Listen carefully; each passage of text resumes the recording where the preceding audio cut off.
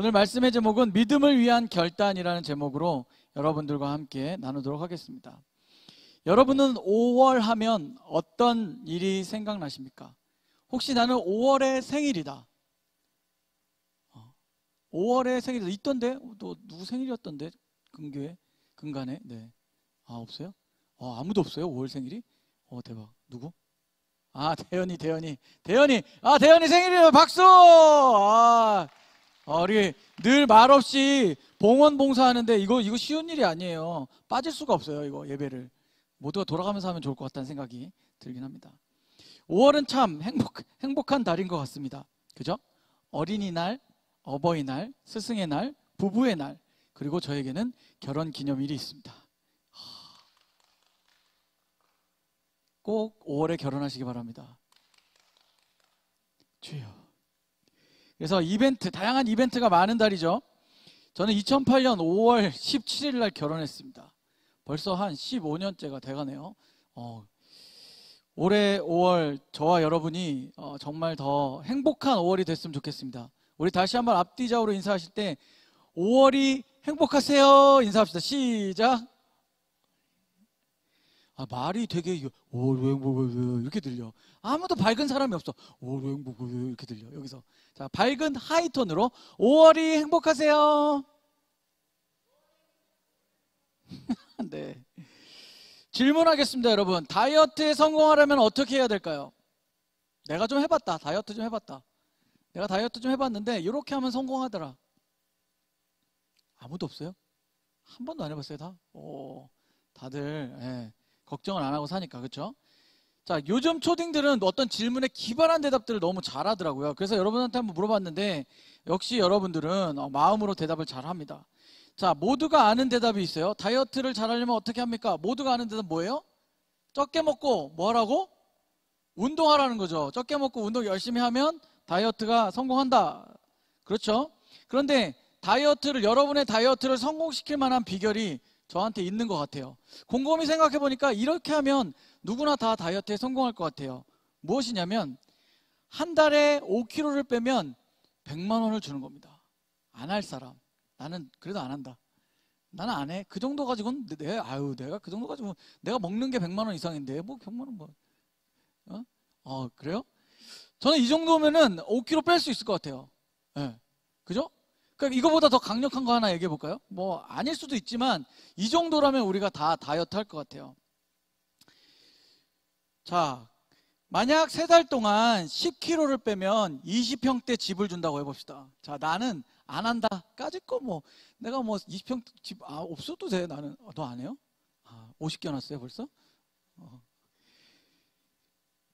자, 우리가 이런 뭔가 엄청 큰 목표치, 뭔가 우리의 삶에 정말 열심히 수고해서 얻어야 되는 것들이지만 뭔가 내가 그냥 조금 더 노력하면 얻을 수 있다고 해서 여러분에게 무언가를 던지면 우리는 그 목표를 바라보고 그 일을 열심히 할 가능성이 굉장히 높아진다는 거죠. 그죠? 나에게 있어서 내가 쉽게 얻기 힘든 무언가를 내가 조금만 집중하고 노력해서 얻을 수 있는 기회가 온다면 우리는 그 목표치에 이르기 위해서 굉장히 많이 노력한다는 것입니다.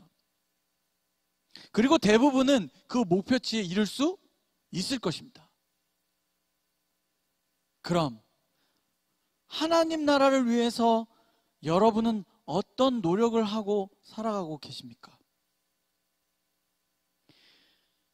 하나님께서는 우리 느헤미야 말씀을 통해서 우리가 깨달을 수 있는 것입니다. 하나님께서는 오랫동안 바른 길로 이끌기 위해서 여러 가지 경고하시고 경계하셨지만 결국 이 백성들이 하나님께로 돌아오지 않고 오히려 하나님의 말씀을 듣는 것을 거절했어요. 거부했다는 것이죠. 그래서 자기의 뜻에 좋게 내 생각에 좋은 대로 그들이 살아갔다는 것입니다. 결국 그들은 아수르와 바벨론에 의해서 나라가 멸망당하고 백성은 포로가 되어 끌려갔던 거예요.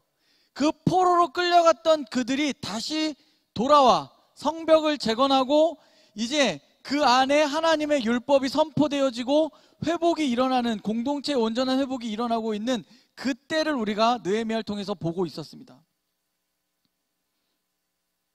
그러한 삶 속에서 어떻게 하면 우리가 더 온전한 신앙의 회복을 가지고 갈 수 있을까에 대한 고민을 계속해서 함께 나누면서 그들의 공동체가 나아가고 있었다는 것이죠. 오늘 말씀은 하나님 앞에 자신의 삶을 결단하는 것입니다. 인친다는 것은 내가 하나님 앞에 내 마음을 결단해서 마치 그것을 봉투에 넣고 봉투 겉에 이렇게 옛날에 보면 도장 찍는 것 같은 거 있잖아요. 그래서 인친다고 하는데, 그래서 찍어서 이것이 결코 변함이 없이 계속될 것으로 내가 다짐을 한다는 거예요. 그냥 단순한 다짐이 아니라 내 마음의 중심을 하나님께 온전히 드리겠습니다라고 완전히 결단하는 것이에요. 그래서 성경에서 그것을 쉽게 얘기하면 인친다라고는 표현을 쓰는데, 그래서 이들의 삶에 그렇게 인치며 살아가겠노라고 이들이 다짐을 합니다. 28절에서부터 29절 함께 읽겠습니다. 우리 28절에서 29절 말씀 앞에 보시고 큰 목소리로 읽습니다. 그 남은 백성과 제사장들과 레위 사람들과 문지기들과 노래하는 자들과 느디님 사람들과 및 이방 사람과 절교하고 하나님의 율법을 준행하는 모든 자와 그들의 아내와 그들의 자녀들 곧 지식과 총명이 있는 자들은 다 그들의 형제 귀족들을 따라 저주로 맹세하기를 우리가 하나님의 종 모세를 통하여 주신 하나님의 율법을 따라 우리 주 여호와의 모든 계명과 규례와 율례를 지켜 행하여. 아멘. 우리 28절 앞에 10장 1절부터 보면 이름들이 쭉 나옵니다. 이름들이 쭉 나와요. 이 사람들의 이름이 나오는 이유는 율법을 준수하고 또 맹세하여 이스라엘 가문을 대표하는 사람들의 이름이 앞에 쭉 나옵니다. 이들은 우리가 하나님 앞에 이렇게 살아가겠노라고 결단한 사람들의 그 대표들의 이름이 쭉 나오는 거예요. 그리고 그 뒤로 나오는 사람들, 그 이야기들 속에 그렇게 인을 치지 않은 아직 결단하지 못한 자들에게 어떻게 결단해야 되는지, 어떤 모습으로 나아가야 되는지를 나타내고 있는 것입니다.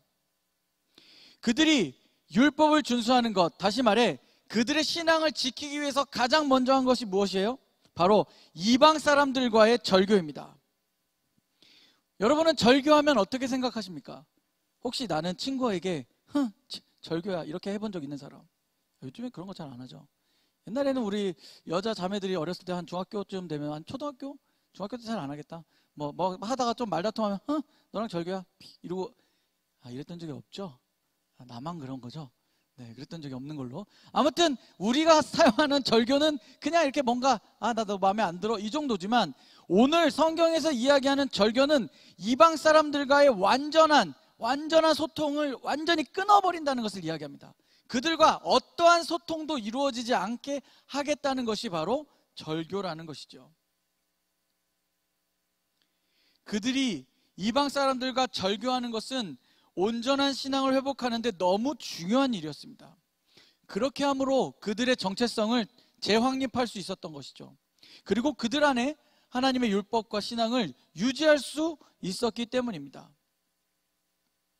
29절에 저주로 맹세하기리라는 말씀은 이 말씀을 지키지 않으면 저주를 받게 될 것이라는 뜻으로 반드시 지켜내겠다는 그런 강한 의지를 표현하고 있는 것입니다. 계속해서 나오는 말씀 가운데 그들은 출애굽할 때 하나님께서 시내산에서 주신 언약의 의미를 되새기며 새로운 삶을 시작하겠다는 각오를 다지는 것을 나타내고 있습니다. 그게 그 뒤에 나오는 우리가 읽은 28절, 29절 뒤부터 39절 앞까지 쭉 나옵니다. 띄워주세요. 11가지의 항목들이 나와요. 대략 11가지의 항목. 네. 잘 보이시나요? 네. 11가지의 항목이 나오는데 1번부터 11번까지 여러분들이 천천히 큰 목소리로 읽습니다. 시작.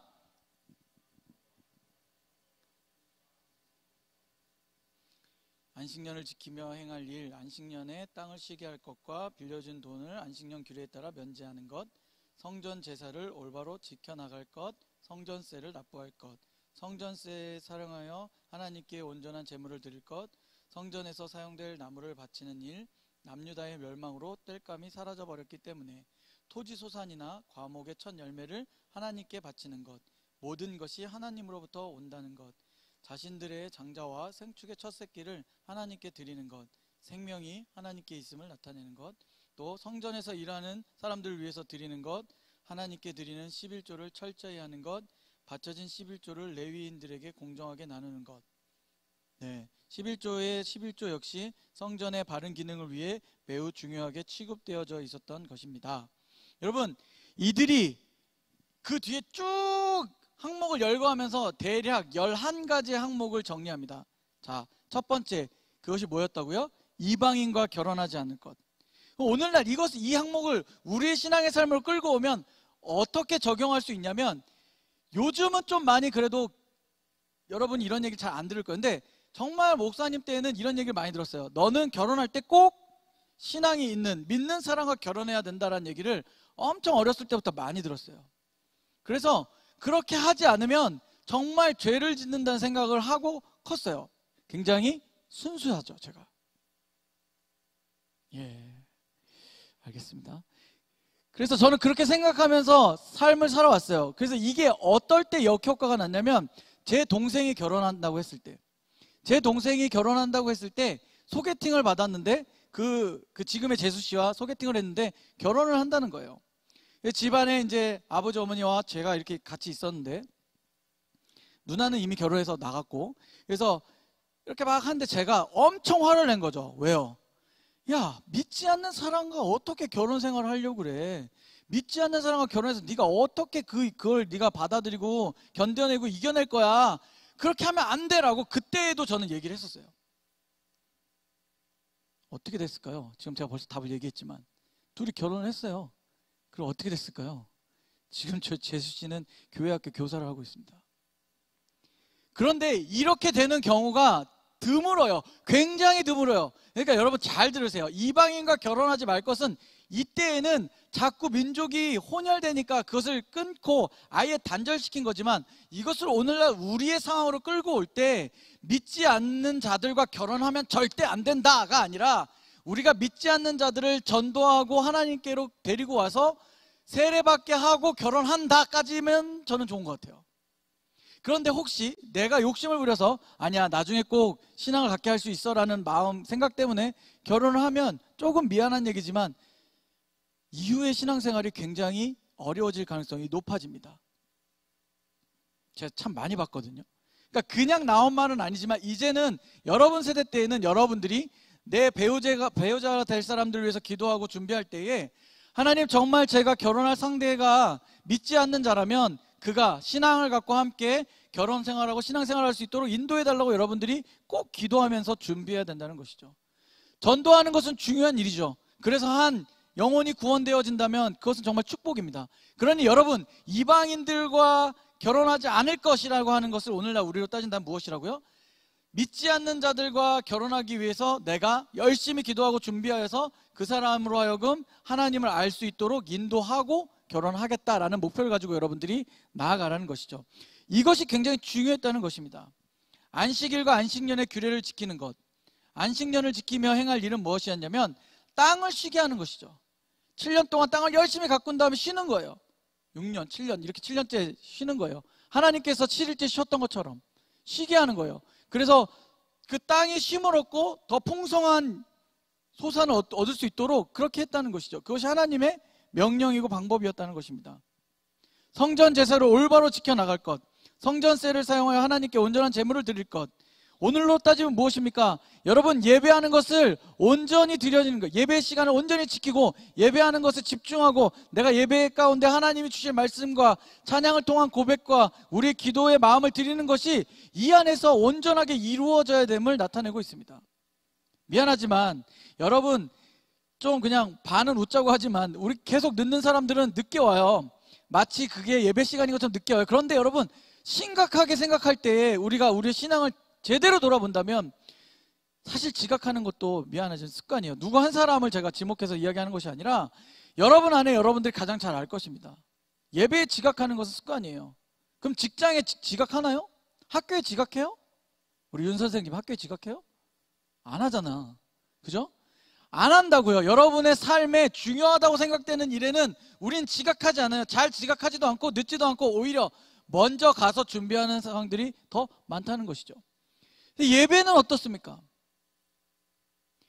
예배가 세상의 어떤 일보다도 중요해야 되는 여러분의 삶에 예배는 세상의 어떤 것보다 중요하지 않고 그냥 도장 찍고 가면 되는 것처럼 그렇게 신앙생활을 하지 않길 바란다는 것입니다. 하나님 앞에 바치는 것, 제가 늘 기도할 때마다 어떻게 기도해요? 하나님, 한 주간의 삶 속에서 나의 먹고 쓸 것을 다 쓰고 주님께 드릴 것 없어서 빈손으로 오는 삶이 되지 않게 해달라고 기도하죠. 이것은 굉장히 중요한 기도입니다. 내가 먹고 마시고 쓸 것을 일주일 동안 얼마를 쓰는지 한번 여러분 점검해 보세요. 못 써도 10만 원은 쓸걸요? 아니 좀 적게 써도 5만 원 이상은 쓸걸요? 그럼 내가 질문할 테니까 속으로 대답해 보세요. 일주일에 교회 와서 2만 원 이상 헌금하는 사람 있습니까?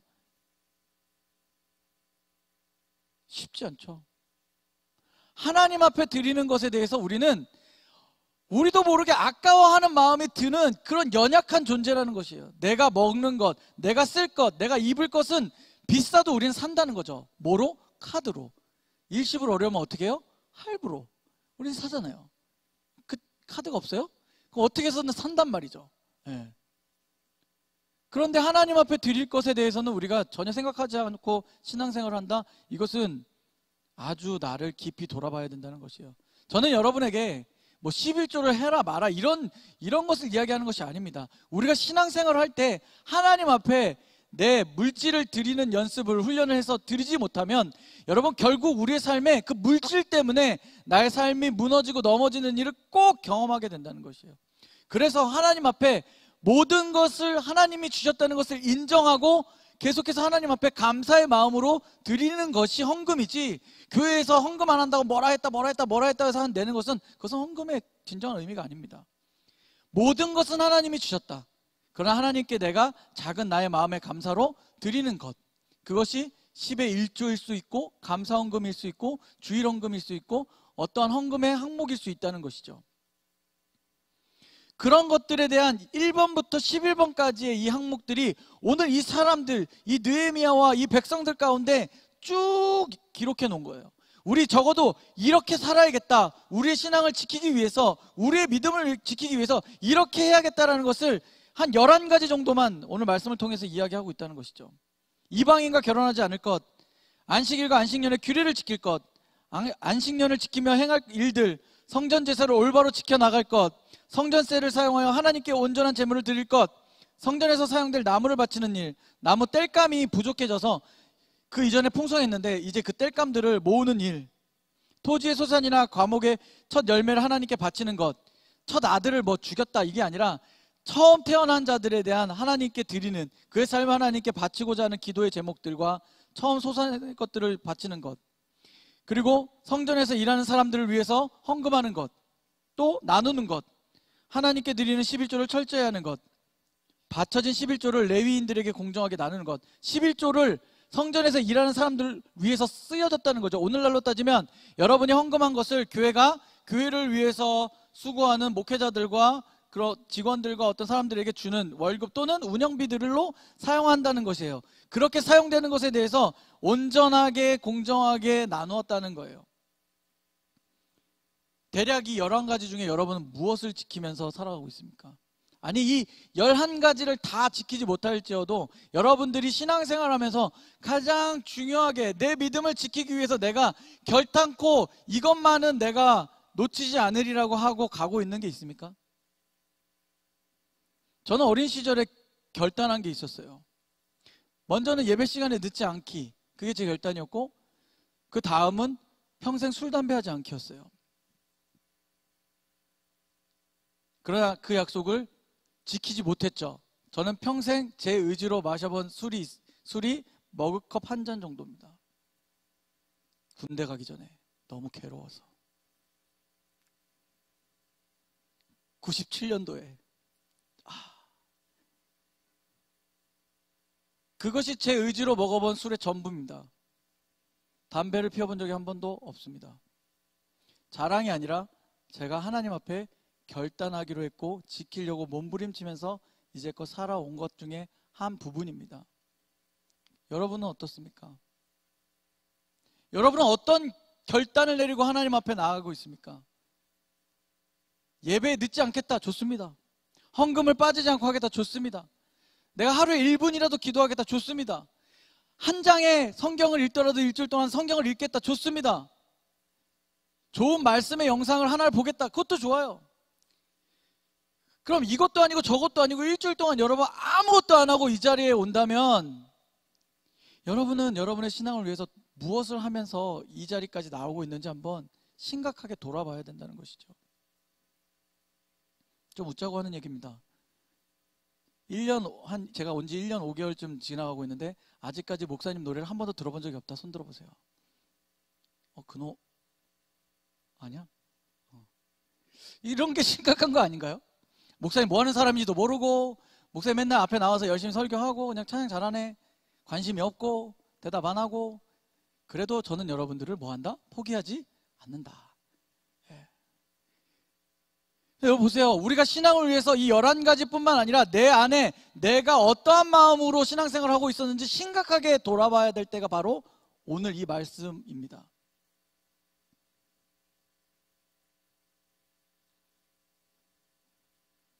그렇다면 여러분에게 왜 이렇게 이 신앙의 삶이, 이 물질과의 싸움이 더 어려워졌나라는 생각을 해보니 요즘을 사는 청년들에게는 경력 단절이 굉장히 위험하다고 느끼는 거죠. 또 스펙을 쌓지 않으면 좋은 곳에 취직할 수 없다는 생각 때문에 계속해서 무언가를 해고 만들어가는 것이 여러분의 삶이 되어버렸다는 것이죠. 그러면 그 모든 것 가운데 하나님의 역할은 무엇입니까? 여러분이 열심히 스펙을 쌓고 유학을 가고 공부하고 수고하고 노력해서 취직을 하면 그 모든 것 가운데 하나님이 하시는 일은 뭐예요? 경력이 끊길까봐 두렵죠? 무섭죠? 맞아요. 끊기면 안 돼요. 그렇죠? 그런데 그 경력을 이길 만큼의 하나님에 대한 믿음이 있느냐고 여러분에게 묻는 거예요. 내가 혹 그 경력이 단절될지라도 하나님 여전히 나와 함께하고 계심을 정말 믿음으로 선포할 수 있는 삶이 되어지고 있는지를 여러분, 우리가 그것을 살펴봐야 한다는 것이죠. 보통 대부분의 청년들과 또 이제 결혼한 사람들, 아이를 키우는 부모들이 이런 얘기 많이 해요. 제가 이렇게 열심히 일하는 이유가 있어요. 뭘까요? 열심히 일하는 이유가 뭐예요? 왜 여러분의 부모님이 열심히 수고해서 이렇게 좋은 청년들로, 좋은 어른들로 자랄 수 있도록 그토록 수고하고 애쓰고 노력하셨을까요? 한 가지밖에 없어요. 뭐예요? 여러분들이 행복하게 잘 살면 좋겠다고 생각한 거 하나. 그런데 많은 부모들이 아이들을 키우면서 이런 얘기 많이 해요. 제가 지금 이렇게 열심히 노력하고 수고하는 것은 이 아이가 자랐을 때 행복하길 바라는 마음입니다. 그때 이 아이들이 좋은 것을 누릴 수 있도록 만들어주기 위해서 지금은 좀 그렇지 못해도 저는 열심히 일을 하고 열심히 수고하고 노력하며 살아가고 있습니다 라고 이야기해요. 그런데 그 말에 놓치고 있는 가장 중요한 포인트가 있는데 지금 행복하지 못한 거예요. 신앙생활을 하면서 우리가 가정에서 또 여러분들이 지나는 가정에서 지금 행복하지 않은데 20년 뒤에 30년 뒤에 행복하라면 그게 무슨 의미가 있냐는 거죠. 여러분 안에 참된 행복은 예수 그리스도를 온전히 알아가는 것입니다. 예수 그리스도를 온전히 알아갈 때에 나의 삶의 참된 행복을 누리며 살아갈 수 있는 것입니다. 여러분 그것을 놓치면 안 된다는 거예요. 10가지 20가지의 항목을 정해놓고 그것을 다 지키는 것보다 가장 중요한 것은 예수 그리스도가 우리의 삶의 주인 되신다는 사실을 우리는 잊어서는 안 된다는 것입니다. 하나님께 드려야 할 것을 우리가 기쁨과 감사로 드리는 것입니다. 하나님 앞에 나아갈 때에 문제 앞에 하나님 앞에 먼저 나아가는 것이지 내가 결정하고 내가 다 모든 것을 극복하겠노라고 사방팔방으로 뛰어다니는 것이 아니라 하나님 앞에 먼저 그 걱정거리에 그 근심거리에 그 문제거리 앞에 하나님 이것을 이겨낼 수 있는 지혜를 달라고, 이것을 통해서 내가 깨달아야 하는 것이 무엇인지 알 수 있게 해달라고 기도하는 것이 우리가 먼저 해야 될 일이라는 사실을 꼭 기억하십시오.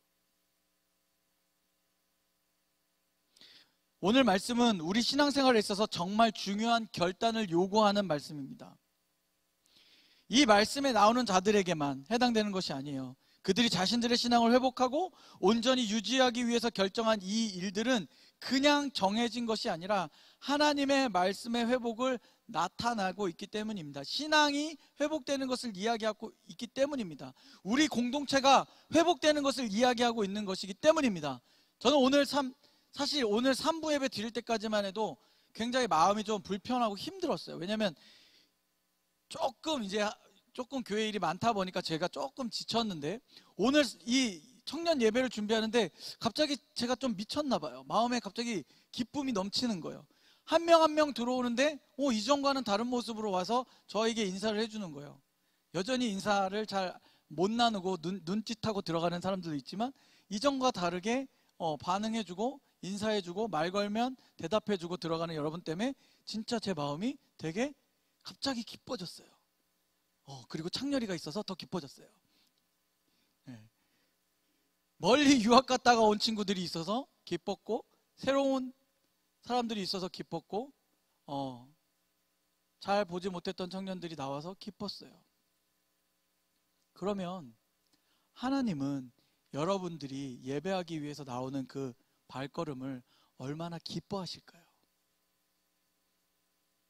우리가 그 사실을 깨닫는다면 우린 늦지 않을 수 있어요. 그죠? 먼저 와서 함께 예배하고 기도하고 준비할 수 있어요. 함께 교제하고 인사를 나눌 수 있어요. 새로 왔나 보다. 서로 저 새로 왔는데 어떡하지? 말 걸면 민망해.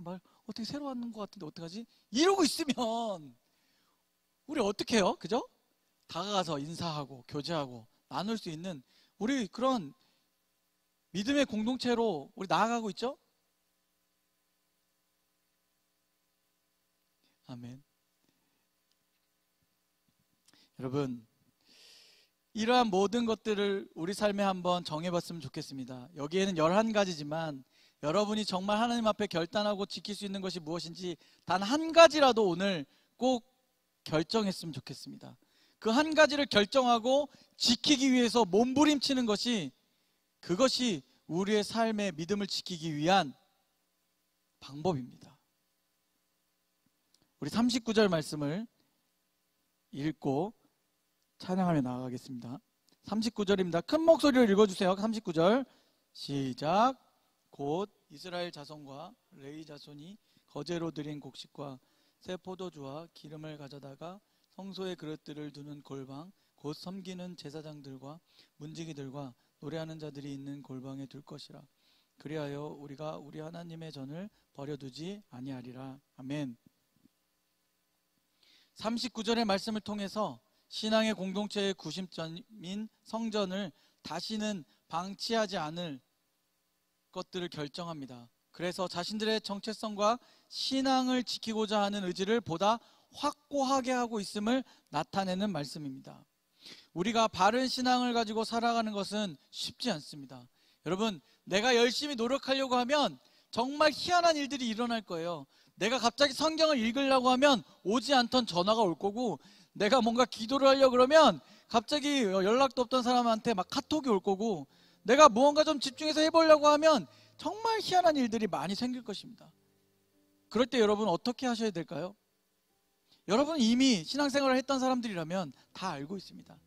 더욱 집중하여 하나님께 나아가는 것입니다. 잠시 내 전화기를 꺼두는 한이 있더라도 하나님 앞에 먼저 나아가는 것입니다. 지각하지 않을 용기가 필요합니다. 아니, 이건 용기도 아니에요. 사실 지각하지 않을 결단이 필요한 거죠. 대부분 예배에 늦는 것은 사실 미안하지만 내가 10분 15분만 먼저 나오면 안 늦어요. 다. 여기 늦을 사람 한 사람도 없어요. 그것이 왜 중요한지는 더 이상 말씀드리지 않아도 여러분 잘 아시리라 믿습니다. 신앙생활을 하면서 토요일 날 부어라 마셔라 하고 있습니까? 혹시 그러고 있으면 하나님 앞에 결단하십시오. 하나님, 제가 주일을 지키기 위해서 주말에 시간을 결정하고 하나님 주일을 준비하는 삶이 될 수 있게 해달라고. 비록 우리는 이 1시간 아니 한 2시간 모임까지 해서 2시간 정도의 모임을 하지만 이 시간이 나에게 그런 신앙의 도전이 되고 우리의 믿음이 성장할 수 있는 시간이 될 수 있게 해달라고 여러분 그렇게 기도했으면 좋겠습니다. 그렇게 나아갔으면 좋겠습니다. 이전에도 계시고 지금도 계신 하나님은 이전이나 오늘이나 우리에게 변함이 없으신 분입니다. 그 말씀을, 그 사랑을, 그 은혜를 기억하며 살아가는 저와 여러분이 되기를 예수 그리스도의 이름으로 축원합니다. 아멘. 우리 찬양하고 기도하겠습니다. 오늘 이 마음, 여러분의 결단의 마음들이 있습니까? 우리 이 찬양 가운데 그 결단을 다시 한번 고백하며 함께 나아가길 원합니다.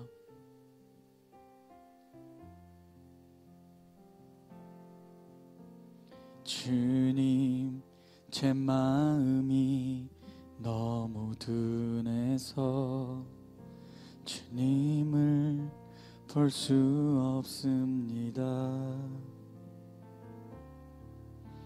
이 땅에 속하여 이 땅만 보다가 주님 손을 놓쳤습니다. 나는 나그네로 왔는데 왜 주저앉게 되었나. 나는 청지기인데 언제부터 내 삶의 주인이 되어버렸나. 믿음이 없이는 기쁘시게 못하나니 고된 수고도 다 헛될 뿐이라. 믿음이 없어서 무너진 삶의 모든 자리에 다시 주님을 기다립니다. 함께 찬양할까요? 주님 제 마음이, 주님 제 마음이 너무 둔해서 주님을 볼 수 없습니다. 이 땅에 속하여 이 땅만 보다가 주님 손을 놓쳤습니다. 나는 나그네로 왔는데 나는 나그네로 왔는데 왜 주저앉게 되었나. 나는 청지기인데 언제부터 내 삶의 주인이 되어버렸나.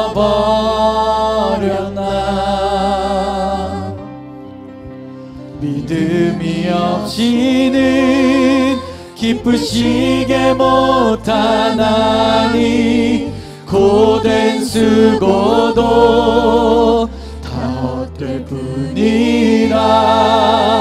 믿음이 없어서 무너진 삶의 모든 자리에 다시 주님을 믿음이 없이는 기쁘시게 못하나니. 믿음이 없이는 기쁘시게 못하나니.